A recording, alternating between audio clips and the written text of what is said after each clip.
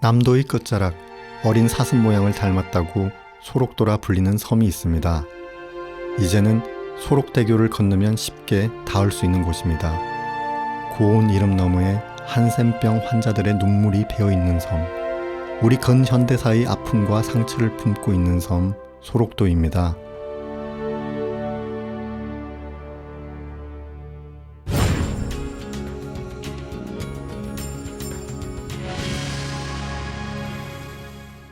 지금은 섬 바깥과 소록도를 연결하는 도로가 되었지만 5, 60년대까지만 해도 이곳은 소록도의 한센병 환자들과 그 자녀들이 거리를 두고 바라보아야 했던 면회 장소였습니다. 숫한장이라는 이름처럼 근심과 탄식이 오가던 곳이었습니다. 섬사람이 된 부모와 자식은 숫한장에서 만나고 헤어졌습니다. 감염의 우려 때문에 아이는 부모와 헤어져 직원지대 쪽에 있던 보육소에 맡겨졌고 한 달에 한 번뿐인 면회에도 그저 바라볼 수밖에 없었습니다.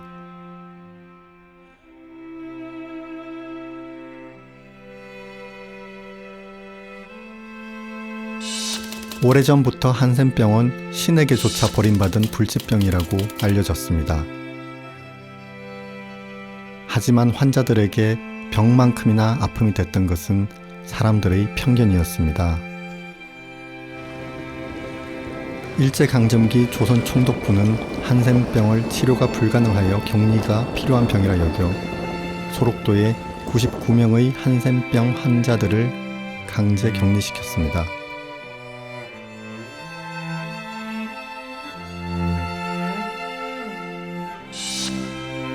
이후 전국의 모든 한센병 환자를 소록도에 수용하여 해방 직후에는 환자 수가 6천여 명에 이를 정도였습니다. 그렇게 소록도는 한센병 환자들의 섬이 되었습니다. 초기의 소록도 자해의원이 한센병 환자들만을 수용하는 소록도 갱생원으로 개편되자 환자들은 평생을 격리된 채 살아야 했습니다. 지금도 소록도에는 그들의 한과 고통이 서린 흔적들이 곳곳에 남아 있습니다.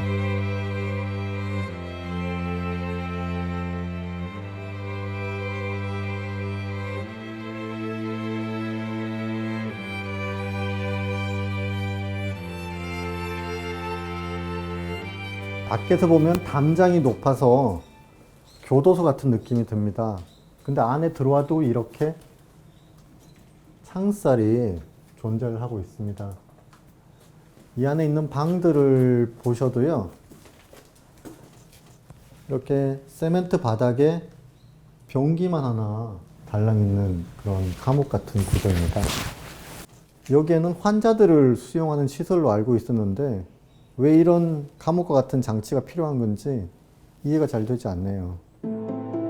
일제강점기 소록도에 강제 수용된 한센병 환자들에게 자행된 인권 유린의 현장. 한센병 환자들은 왜 이곳에 감금되어야 했을까요?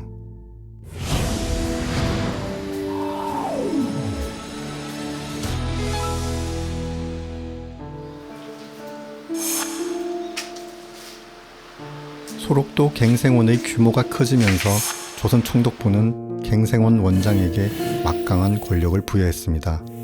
원장의 자의적인 판단에 따라 구금과 체벌이 아무런 법 절차 없이 이루어졌습니다.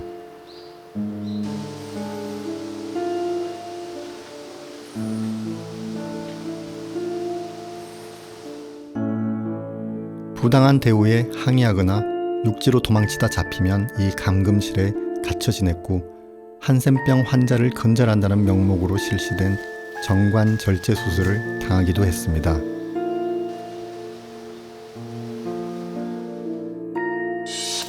한센병 환자가 사망하면 검시실에서 검시 절차를 마친 뒤에야 장례를 치를 수 있었습니다. 이 검시대에서 시신의 해부가 이루어졌습니다.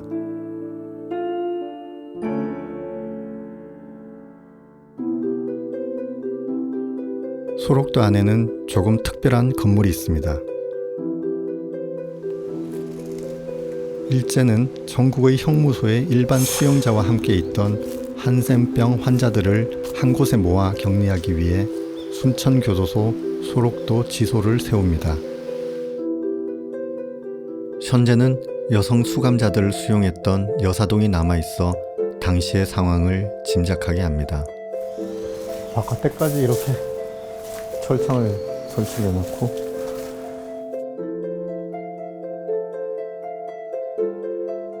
소록도의 건물들은 한센병 환자들의 강제 노역으로 만든 벽돌로 지어졌습니다. 섬 내부에 필요한 물품을 자체적으로 생산하고 자급자족했던 이유는 외부와의 교류를 단절시키기 위한 조치였습니다. 모든 것들이 아주 완벽하게 그 옛날 모습을 그대로 가지고 있기 때문에, 그래서 소록도라는 것은 우리가 일제강점을 겪었기 때문에 비극적인 현장이기도 하지만 근대의 잘못된 상식이 사람들의 인권을 유린하는 아주 비극적인 현장으로서 우리가 굉장히 중요하게 반성해야 될 지점에 있다고 생각이 듭니다. 소록도 중앙공원은 한센병 환자들의 피와 땀이 서린 한의 공간입니다. 환자들은 조경에 사용할 돌과 나무를 나르고 산을 깎는 작업에 동원됐습니다.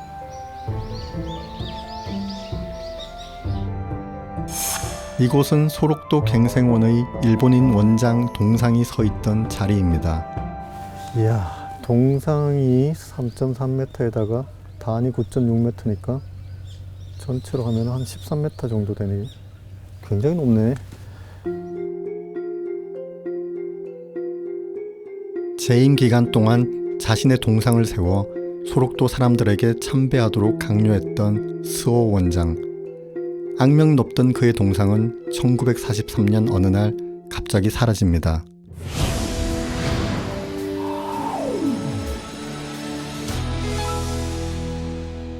(1943년인) 태평양 전쟁이 한창일 때 전쟁 물자가 부족했거든요. 그 당시 소록도도 많이 힘들고 궁핍했는데, 소록도에서 소유하고 있던 어떤 범종이라든지 각 마을마다 예배당이 있었습니다. 예배당에 있는 종, 그리고 당시 세워져 있던 그 수호 원장의 동상마저도 일제에 의해서 공출되었습니다.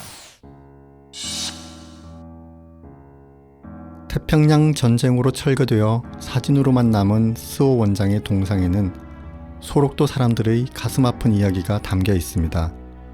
동상이 철거되기 전인 1942년 갱생원의 부당한 대우를 견디다 못한 한센인 환자 이춘상이 스오 원장을 살해하는 사건이 벌어집니다. 이춘상은 법정에서 스오 원장의 만행과 소록도의 비참한 생활을 폭로하고 사형 선고를 받습니다. 일제강점기가 끝났지만 소록도 한센병 환자들의 인권을 회복하는 데는 상당한 시간이 걸렸습니다. 50년 가까이 지속됐던 강제 격리 수용 제도는 1963년에야 폐지됩니다.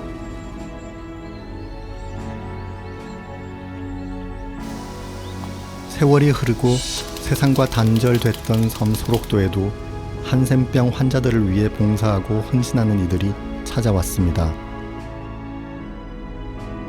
간호사 자격으로 소록도에 온 오스트리아의 수녀들은 43년간 섬에서 살면서 한센병 환자들을 돌보았고 전라도 사투리를 쓰는 할머니로 늙어갔습니다. 여기 계신 주민분들한테는 뭐 어떤 인상으로 남아 있습니까? 그냥 참 어머니 같은 그런 걸 했지. 내가 네. 있을 때만 해도 환자들 맨손으로 안 만졌어. 이분들은 네. 와서 그냥 막 만졌대. 아, 약도 그냥 네. 주고, 뭐 애들 뭐 그냥 보듬고 보육소도 맡아서 해주고, 네. 자기들이 할 수 있는 걸 다 해줘. 네.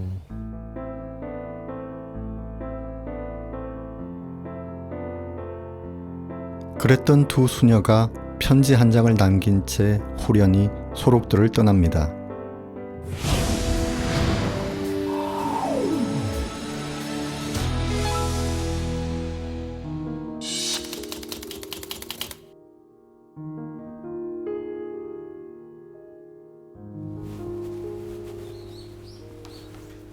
이야, 아, 정말 여기서 글 쓰고 싶다. 가구도 없고 딱 책상 하나만 있고.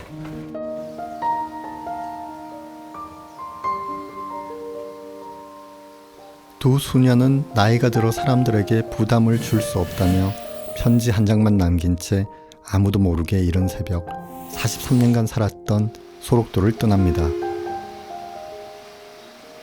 아주 낯선 이국 땅에 가서 아무도 거들떠보지 않는 환자들한테 일생을 헌신을 하고 또 아무런 부담을 주지 않기 위해서 떠나셨다는 얘기가 동화 속에서나 읽을 것 같은 이야기인데도 불구하고 이 집에서 실제로 일어났다는 사실에 감동하지 않을 수가 없습니다. 소박하고 금소했던 마리안노와 마가렛 수녀는 고통과 절망이 가득했던 소록도에 삶의 의지와 희망을 심어주었습니다.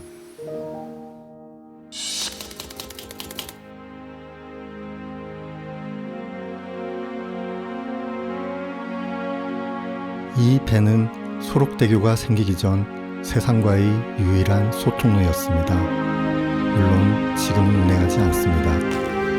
녹동항과 소록도를 잇는 소록대교가 개통되면서 배 없이도 모토로 갈 수 있는 길이 열렸기 때문입니다. 그 길이 열리기까지 93년이라는 긴 시간이 걸렸습니다. 육지에서 해상으로 불과 400m밖에 떨어져 있지 않은 소록도는 이제 더 이상 고립된 섬이 아닙니다.